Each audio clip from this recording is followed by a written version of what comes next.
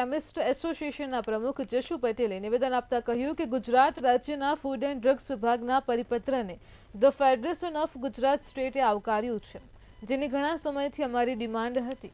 એક તરફ દેશના વડાપ્રધાન સસ્તી દવાઓ મળી રહે તે માટેના પ્રયત્ન કરે છે, ત્યારે કેટલીક હોસ્પિટલો પોતાની દુકાનમાંથી જ ફરજિયાત દવા લેવાનો આગ્રહ રાખે છે, જેમાં ઘણી બધી દવાઓની ખૂબ ઊંચી કિંમત ચૂકવવામાં આવતી હતી.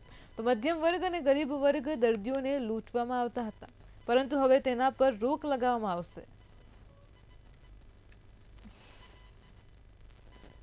કેટલીક હોસ્પિટલો એની અંદર જે મેડિકલ સ્ટોર્સમાંથી ફરજિયાત દવા લેવાનો આગ્રહ રાખે છે, જેના થકી ઘણી બધી એવી દવાઓ છે કે જેના બહુ જ ઊંચી કિંમત ચૂકવાય છે.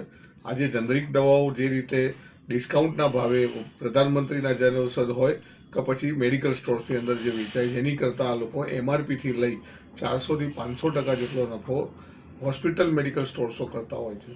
અને ઘણી એવી PCD બેઝ કંપની હોય છે કે જે ડૉક્ટર પોતાના મેડિકલ સિવાય ક્યાંય ન મળે એવી જ રીતે કંપની જોડે આગ્રહ કરતા હોય છે.